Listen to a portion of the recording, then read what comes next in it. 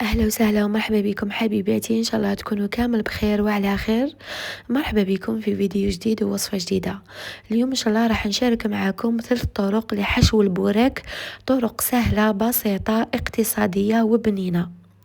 راح تنقص عليكم بزاف الجهد في رمضان، خاصة يعني العاملات. طريقة مبسطة وراح تعجبكم بزاف. تبعوا حبيباتي هاد لا فيديو للآخر باه تستفادوا. تاني ما تنساوش وما تبخلوش عليا بالجام والكومنتير اللي حفزني. ونروحوا للوصفة بدون إطالة على بركة الله. نبداو هنايا بالحشوة الأولى. في مقلاة عندي شوية تاع الزيت، عندي حبة تاع البصل المتوسطة، راح نخليها تتقلى مليح مليح حتى تذبل. نضيف شوية تاع الملح، شوية تاع فلفل أسود، شوية تاع سكنجبير. هادو هما توابل.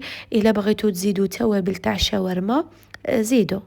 عندي كمية من البولياشي، راح نقلي هذاك الدجاج مليح مليح حتى يطيب. من بعد كي يطيب نضيف ملعقة ولا 2 ملاعق تاع الفرماج. انا درت فرماج تاع الكراتا، نتوما ديروا فرماج رابي، فرماج مثلثات، فرماج تاع الكراتا، يعني اللي كان عندكم. الفرماج خلوه حتى للاخر باه يطلق لكم هذيك البنه. وهذه هي الحشوه الاولى راهي واجده، راح نخليها بجهه ونروحوا للحشوه الثانيه. تاني في مقلاة عندي شويه تاع زيت، وعندي حبة تاع البصل متوسطة قطعتها تاني شرائح هكا ولا مربعات صغار. راح نخليها تتقلى مليح مليح. نضيف شوية تاع الملح، شوية تاع فلفل أسود، وشوية تاع سكنجبير. هنايا ما تكتروش التوابل بهاد الحشوة تجي باينة. وراح ندير تاني شوية تاع الكفتة اللي هي الفيونداشي. نتوما تقدروا هاد الكفتة تزاودوها بالروز ولا بالسلق، يعني اللي كان عندكم. تقدروا الروز تغلوا كمية من الروز وتزيدوا ملعقة ولا 2 لهذيك الكفتة.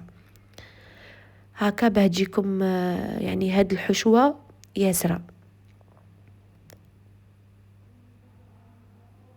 نضيف هنايا الكفتة نقليها مليح مليح. وعندي كمية من السلق كنت غسلتها مليح مليح، من بعد قطعته وراح نقليه مع هاد الفيونداشي. نخليهم يتقلاو في رحبة حتى يطيب هذاك السلق. ومن بعد نضيف الكريمة السائلة. تقدروا ديروا كريمة سائلة ولا كريمة الجبن، ديجا راني بارطاجيتها معكم في القناة، راح نخلي لكم الرابط الوصفة في أول تعليق. هنايا كي طاب هذاك السلق راح نضيف شوية تاع كريمة سائلة، ونضيف شوية تاع الفرماج. حتى يعني هذيك الكريمه السائله تقدروا كامل تستغناو عليها، ديروا برك غير الفرماج ويجي بنين هذا الحشو.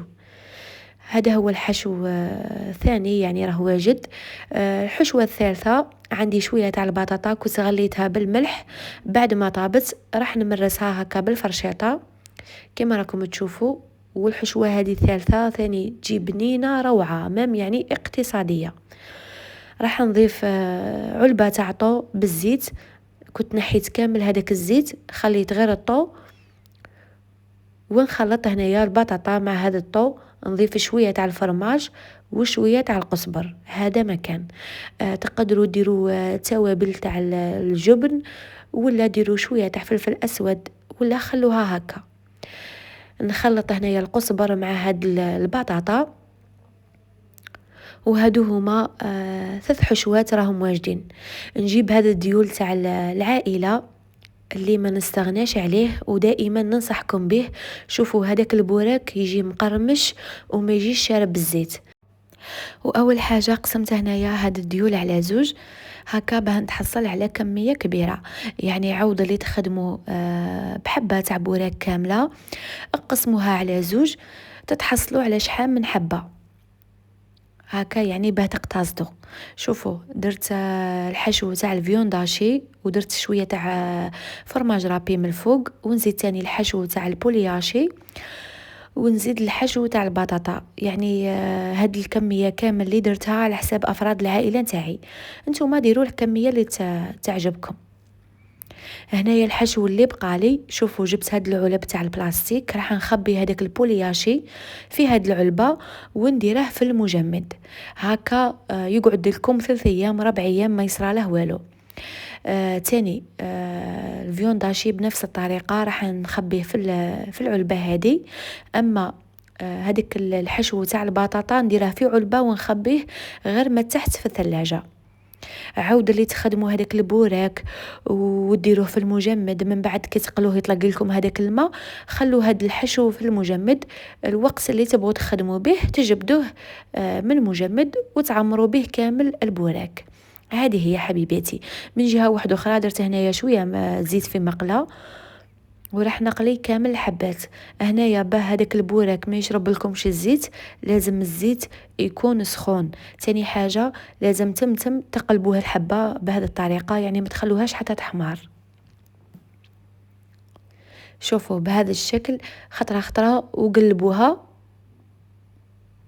هكا ما تجيش شاربة كامل الزيت.